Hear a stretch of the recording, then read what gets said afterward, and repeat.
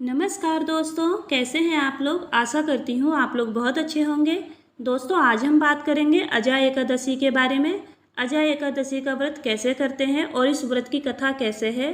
तो दोस्तों, अगर मेरे चैनल पर आप नए हैं तो मेरे चैनल को लाइक, शेयर और सब्सक्राइब जरूर कर दें, ताकि ऐसी कोई भी जानकारी हो तो आपको तुरंत नोटिफिकेशन मिल सके।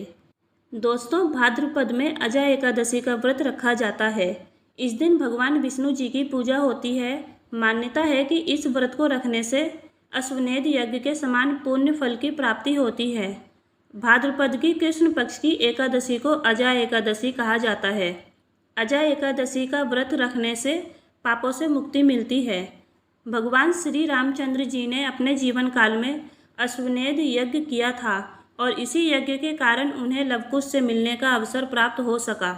भगवान श्री कृष्ण जी कहते हैं, भाद्रपद माह में कृष्ण पक्ष की तिथि को पड़ने वाले अजय एकादशी का व्रत रखने से व्यक्ति के पूर्व जन्म के पाप नष्ट हो जाते हैं और उसे अश्वमेध यज्ञ के समान पुण्य फल की प्राप्ति होती है। अजय एकादशी की पूजा विधि। अजय एकादशी के दिन सुबह उठकर स्नान करें और साफ सुथरे कपड़े पहनें, लेकिन इस दिन बाल नहीं धोना चाहिए। यदि आप बाल धो भी रहे हैं तो शैम्पू और साबुन ना लगाएं, केवल पानी से आप बाल धो सकते हैं। पूजा के लिए पूर्व दिशा में एक चौकी तैयार करें और इस पर पीले रंग का कपड़ा बिछाकर आसन तैयार करें। फिर भगवान विष्णु जी की प्रतिमा स्थापित करें और भगवान विष्णु जी के माथे पर चंदन का तिलक लगाकर पुष्प माला पहनाएं। भगवान को रोली, अक्षत, पुष्प, पंचामृत, फल और नेग अर्पित करें। साथ ही तुलसी का पत्ता भी चढ़ाएं। इससे भगवान विष्णु जी बहुत खुश होते हैं। इसके बाद अजय एकादशी की व्रत कथा पढ़ें। इस दिन विष्णु चालीसा जरूर पढ़ें। ये बहुत अच्छा होता है और बहुत शुभ भी माना जाता है। अजय एकादशी व्रत कथा। पौराणिक काल में भगवान श्री राम के वंश में अयोध्या नगरी में एक चक्रवर्ती राजा हरिश्चंद्र नाम के एक राजा थे। राजा अपनी सत्यनिष्ठा और ईमानदारी के लिए प्रसिद्ध थे। एक बार देवताओं ने इनकी परीक्षा लेने की योजना बनाई। राजा ने सपने में देखा कि ऋषि विश्वामित्र को उन्होंने अपना राजपाट दान कर दिया। सुबह सच में विश्वामित्र जी उनके घर आ गए और राजा से बोले कि तुमने मुझे सपने में अपना राज दान दे दिया है। राजा ने सत्यनिष्ठ का पालन करते हुए संपूर्ण राज्य विश्वामित्र को सौंप दिया। दान के लिए दक्षिणा चुकाने हेतु राजा हरिश्चंद्र को एक डोमने खरीद लिया, जो शमशान भूमि में लोगों को दाह संस्कार का काम कराता था। और राजा हरिश्चंद्र एक चंडाल का दास बन गया। उसने चंडाल के यहाँ कफन लेने का काम किया, परंतु राजा इस आपत्ति में भी सत्य का साथ नहीं छोड़ा।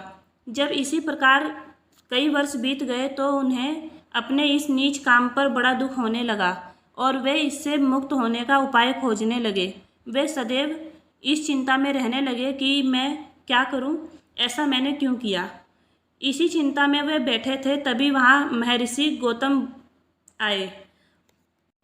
राजा हरिश्चंद्र ने उन्हें प्रणाम किया और अपनी सारी कहानी बताई। तब राजा हरिश्चंद्र की दुख भरी कहानी सुनकर महर्षि गौतम जी बोले, हे राजन, भाद्रपद की कृष्ण पक्ष की एकादशी को अजय एकादशी कहते हैं। तुम अजय एकादशी का व्रत करो और रात्रि को जागरण कराना, इससे तुम्हारे सारे दुख दूर हो जाएंगे।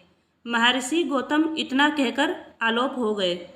अजय एकादशी आने पर राजा हरिश्चंद्र ने पूरे विधि विधान से अजय एकादशी का व्रत किया और रात को जागरण भी कराया।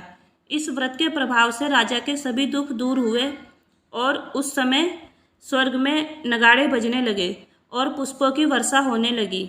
उन्होंने अपने सामने ब्रह्मा, विष्णु, महेश और देवेंद्र आदि देवताओं को खड़ा पाया। उन्होंने अपने मृतक पुत्र तथा अपनी पत्नी को राजसी वस्त्र तथा आभूषणों से परिपूर्ण देखा। व्रत के प्रभाव से राजा को अपने राज्य की प्राप्ति हुई। वास्तव में एक ऋषि ने राजा की परीक्षा लेने के लिए ये सब कौतुक किया था, परंतु अजय एकादशी के प्रभाव से ऋषि द्वारा रची गई सारी जो माया थी वो सब खत्म हो गई और राजा हरिश्चंद्र और उनकी पत्नी एवं उनके बेटे सुखपूर्वक इस लोक के सुख भोगकर स्वर्ग को प्राप्त हुए। तो दोस्तों कैसी लगी आपको ये जानकारी? अगर आपको ये जानकारी अच्छी लगी हो या फिर आपके मन में कोई सवाल हो तो आप मुझसे सवाल कर सकते हैं। और अगर आपको ये जानकारी अच्छी लगी है तो आप मुझे कमेंट में ज़रूर बताएं।